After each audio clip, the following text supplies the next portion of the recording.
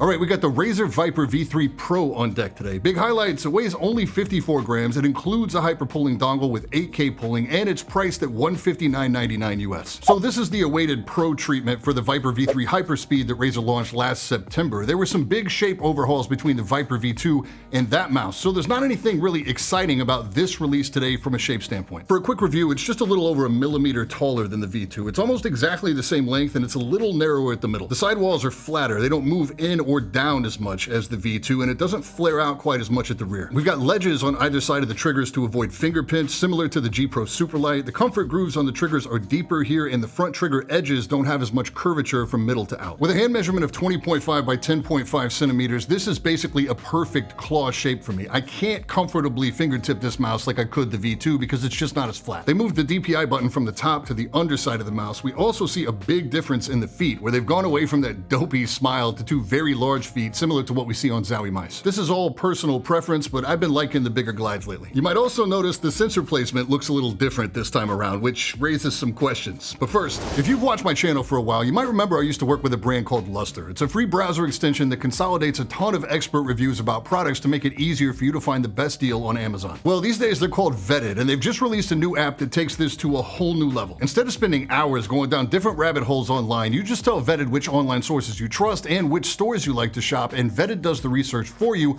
all in real time, to help find the perfect product for you. You just chat with it, so if there's a brand or some spec you're not familiar with, you can just ask it for more information versus opening a new browser window or reading or watching a bunch of reviews. The best thing for me is it works right on my phone, so if I'm out somewhere and I see a sale on like a coffee grinder or an air fryer, I can see where it stacks up versus the competition right there on the spot. It also shows me price comparison, so I know if that sale I'm looking at is really a deal. You can try Vetted absolutely free by clicking the link down below, or if you're watching this at your desk, you can just scan this QR code to get it. It's super easy to get started, and it helps support videos just like this one. So yeah, the sensor placement on the V3 Pro is back where we expect to see it, in the center of the mouse, like basically every other mouse. Which really makes me think the sensor was moved forward on the V3 Hyperspeed only to make room for the battery without having to completely rework the top shell design. It's funny too, because this was marketed to us as a way to improve accuracy by moving the sensor closer to the tips of your fingers like you were holding a pen or a pencil, but it never gave me any accuracy advantage over a standard sensor placement. If it had been a big breakthrough, logic would say that they would have kept it in the same position versus moving it on the V3 Pro, so this feels like Razer probably got one over on us in the marketing on that one. The sensor we have here though is new. They're calling this the Focus Pro 35K Optical Gen 2. Now most likely this is a custom version of the PAW 3950HS that we're starting to see. This includes all the usual stuff like motion sync, smart tracking, and asymmetric cutoff, but we now have DPI adjustments down to single digits and a sensitivity matcher like we saw in the Superlight 2, so you can easily match your current main to overcome any DPI variance, even if it's slight. And we're back on Razer's optical switches here. These are the Gen 3, where the Hyperspeed version uses Gen 2 mechanical switches found in stuff like the Orochi. I've put a crazy amount of time on this mouse already, probably a little over 50 hours trying to break these in. Even though the opticals are technically the better performing switch, I actually slightly prefer the mechanical switches, both in terms of sound and feel. They're lighter, they're easier to spam. I will say they made some huge improvements on the shell here though, where these switches sound a lot better to me than the Viper V2 Pro did.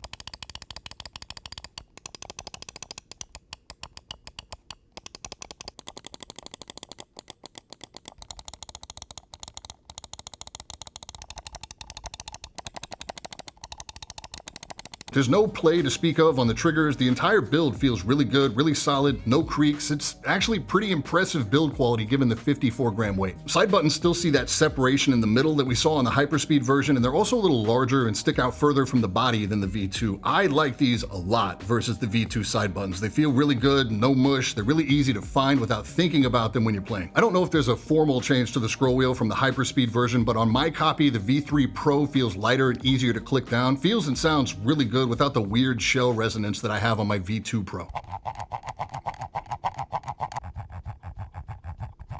So their smooth touch coating here has grown on me. If you watch my mouse reviews, I have a tendency to shit on coatings that show oil or look dirty after a little bit of use, but I finally have to concede that all the best mouse coatings seem to do this. This is one of my 3 favorite mice right now. They all have great coatings, they all look terrible after a few lobbies, so it is what it is for aesthetics, but for performance, it's very solid. On the Hyperspeed version, I wished they'd included some grips to help overcome the weight of that mouse on liftoff, and they actually do include some here. At this weight though, I never felt the need to use them. The biggest compliment I can give a competitive mouse is that I forget forget I'm using it. If I have to stop and think about my grip or if the coating's getting slippery, that's a big no, and I never had to worry about any of that here. Okay, let's talk about this 8K wireless, because you do get a hyper pulling dongle included, so you're 8K ready right out of the box. But something you might not know is that any Razer mouse that's able to take advantage of the hyper pulling dongle can now go to 8K. So if you already own one of these, as long as it's not the one that came with your Viper Mini Signature Edition, then you not only have 4K, you have 8K too. This obviously includes the Dave, but it also includes the Viper V2 Pro, the Cobra Pro, the Basilisk V3 Pro, and the Viper V3 Hyperspeed, which really adds an interesting wrinkle to the value conversation. But is this 8K pulling even really worth using, or is this just a marketing point? To test this, I used the XLAT from Final Mouse. This is open source code, there's no gaming computer involved, so no system latency present. I have a diagnostic copy of the Viper V2 Pro that has leads soldered to mouse 1,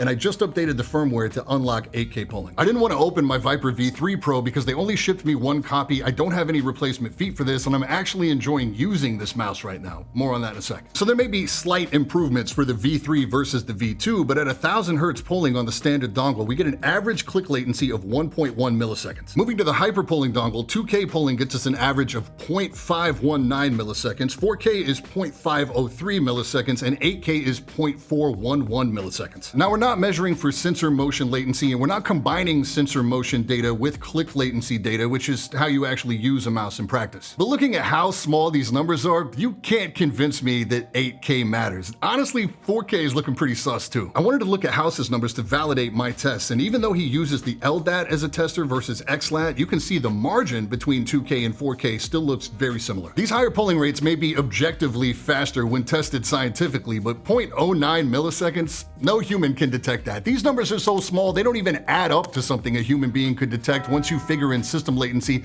and display latency. The biggest difference comes from moving 1000 Hertz to 2K, and even then, subjectively, I perform nearly identically on these three mice: the V3 Pro at 8K, the Pulsar X2H ES at 4K, and the Zowie U2 at 1000 Hertz. The more I dig into these numbers, the more irrelevant they feel. And it's not just mice. We'll be talking about all the Hall effect keyboards here pretty soon too. This just feels like a marketing ploy to have the bigger number faster than the next guy, and it's not like these higher pulling rates don't come with a substantial trade-off to battery life too. On this mouse, we get 95 hours at 1000 Hertz, 62 at 2000, 40 hours at 4K, and by the time we get to 8K, we're all the way down to 17 hours. That's crazy. I do like that they include a mode in Synapse where you can toggle between polling rates depending on whether or not you're in-game or not in-game to save on battery, but if it's me, I would just avoid 4K and 8K. Polling rates aside, I like this mouse a lot. I really do. I'm having a really hard time choosing between these three, and it's not like we're in a drought. There are a lot of great mice out right now, most of them cheaper than this one. And I think that's where Razer really made things interesting by giving us the Hyperspeed version of this shape before the Pro. Remember, the Hyperspeed is only $69.99 versus $159.99 for the Pro. There's a lot to consider here if you're looking at the Hyperspeed and debating whether or not the Pro is worth the extra cost. Same shape, same build quality, it uses a replaceable battery, which some people might prefer. Depending on the type of battery you use, you can get that down to 66 grams. That's only a 12-gram difference between the Pro. It doesn't have this brand new sensor, but it uses the same sensor as the Death Adder V3 Pro, so it's not like you're getting a budget sensor. You get mechanical switches instead of the opticals. Again, there's plenty of great mice out there not using optical switches, and while the sensor placement is weird, I don't think it's a big deal. If you already have a hyper pulling dongle, then you already have access to the higher pulling rates. If you need to pick one up, you're looking at $29.99 and you're still coming in $60 cheaper. There's a lot of personal preference details in that comparison, but it kind of feels like a lot of cost difference for what basically amounts to optical switches, 12 grams of weight, and some grips. I think the real issue is that they just gave us a lot of mouse for the money in the Hyperspeed version, but I like this mouse. It's a banger. I'm honestly relieved it didn't come in closer to the rumored price point of like $189, $199. Razer made a huge point in the marketing to explain that it beats the Superlight 2 in a number of areas, but just barely in most cases, and I think it comes down to shape more than anything. Despite this mouse being closer in shape to the Superlight 2, I still prefer this shape over that mouse. But there's some other shapes out there too that I'm really enjoying that might make a great alternative to this mouse that we'll talk about in a video very soon. That's it for today. Thanks so much for watching. I will catch you all in the next one. Stay up.